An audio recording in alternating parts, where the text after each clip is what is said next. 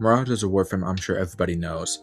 She is one of the quintessential weapon platform Warframes. In fact, I think she is the main one people would think about when you think of a weapon platforming Warframe. But I honestly don't see her recommended to newer players all that often. I know the reason. It's because her survivability isn't as amazing as Sevagoths or Revenants, where you basically have straight up immortality. But she does have amazing survivability, even if she is considered a glass cannon. Now, I will go ahead and briefly explain the expectations for Mirage and what kind of player might like her. So, the first things first, the glass cannon aspect. Her survivability is not immortality. It's not becoming invulnerable. It's not completely negating damages. She is completely prone to getting status effects. So if you run into gas and stuff like that, you are gonna die pretty quickly. But even in Steel Path, her survivability is pretty decent. If you tap Eclipse, you get up to 90% damage reduction depending on your strength. And then from there, if you tap Hall of Mirrors, bullets will pretty much miss you 90% of the time because your clones will draw that aggro. Occasionally, you will be hit, and then naturally there are times where the bullets will just seemingly go straight to you. But for the most part, you can stand in a crowded room and you'll be just fine. However, AoE attacks can hit you, status effects can hit you, you are susceptible to being bitch slapped if you're standing too close to an enemy.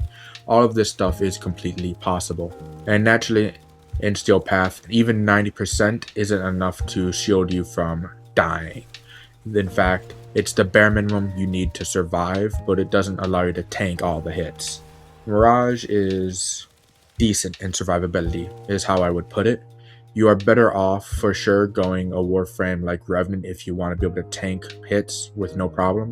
But if you want to be a weapon platforming frame instead of a nuking frame, I do think Mirage is one of the better ways to go. Now, the survivability, she would be heavily reliant on shield gating in later Steel Path. The earlier missions you'll probably be fine in, but the moment the enemies start getting to like 200, you're going to be wanting shield gating, especially when all the Xmas enemies and whatnot start rolling out. But moving on from just the survivability aspect is just weapons. Weapons. This is her whole thing. Now, you have limited amounts of crowd control. So when people say she has crowd control, she does technically, but it's brief stunning. Sleight of hand can brief stun. It could also low level nuke if you have the augment mod. And then next you have Prism. You toss it, it does a decent amount of damage, blinds enemies, but then you can blow it up, stun them. It has quite a good radius, stuns them for about 2 seconds. Allows you to reposition, run away. It's not the best form of crowd control, but it will do the job. So her main source of damage won't be coming from nuking or crowd control or anything like that. It'll be coming from holding down her 3 Eclipse to give an insane boost of damage to her weapons. This will allow you to instantly shred most enemies. Now, you have to have a good weapon for this. If you have a bad weapon, it will make that weapon okay, but it won't make it amazing. If you have a good weapon, it will make it fantastic. It'll make it amazing. You can shred enemies incredibly well with that kind of power. You can further boost this by activating Hall of Mirrors. Hall of Mirrors is something I included in her survivability aspect, but each of these clones also deal damage, allowing you to deal on average twice as much damage. Base, they deal 20% of your damage. You can increase this with strength. Mine is at about 40%. You can get the augment, Hall of Malevolence.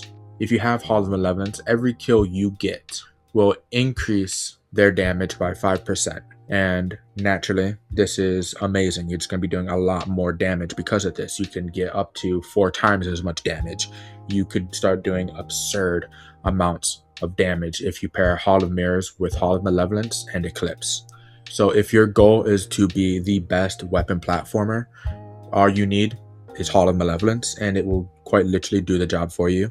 Of course, you have to rebuild up the kill counter every time the ability deactivates, but that is also not a big problem because she'll be raking in those kills. Now, the best synergy for this is naturally AoE weapons. If you're using a single point fire weapon like the Bursting, you can in fact be doing a lot more damage, but the clones don't aim exactly where you're aiming. It's the general vicinity of where you're aiming.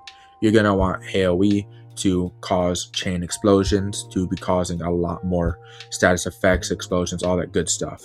It will naturally increase the visual clutter on your screen, so if you don't like that, unfortunately, she's probably not the Warframe for you.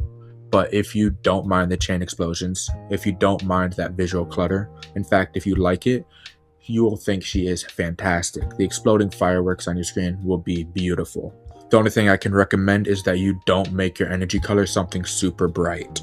And that is pretty much just about it. The main thing to expect from her is weapons. You have to have a good weapon. You have to build her up to be a weapon platforming Warframe. You can, like I mentioned, make her a nuking Warframe with her second abilities augment mod. However, this only works for low to mid-level nuking. It won't work too well in Steel Path and later. And the kind of players that would like Mirage. Now, this is solely dependent on if you like playing as a weapon platforming Warframe. If you like weapons, you will love her. If you like being active, you'll like her. Unfortunately, because the way her survivability works, when you get into Steel Path, if you're not active, there is a good chance you will die. Standing in one spot is just not sustainable on a Mirage. You will constantly be moving and running around. Now, her passive actively increases your mobility when doing anything acrobatic, such as dodging and rolling and all that stuff. So you should have no problem getting away and being pretty active, even if you're playing sort of relaxed. However, you won't like her if you prefer tanky Warframes. As I mentioned multiple times throughout the video already, she is not a tank. You should not treat her like a tank. I've seen many players try to treat her like a tank. It has never worked well for them. If you want your abilities to be doing most of the killing, that will not work for you. You can make a nice Prism build, but again, it just doesn't work too well in high level gameplay. Not that I've actually seen personally. There might be a build out there, but I'm sure it would require heavy investment. And then finally, if you don't like investing in weapons, I have met players that have invested solely into Warframes while leaving their weapons with completely zero forma in them. It is something that I found inconceivable. It was absurd to even think about. They had like 8 forma in their Warframe and 0 in their weapons. If you do not like investing in your weapons, you will hate her. As I mentioned, she requires a good weapon to be a good frame. And with that being said, that is just about it. Let me know what you think about Mirage, whether you love her, hate her, indifferent to her. I think she is one of the best Warframes to start off on Steel Path with, but of course there are also just nuking frames. Personally, I prefer using weapons, which is why she is hands down one of my favorite Warframes. And so with that being said, that is just about it. Until next time.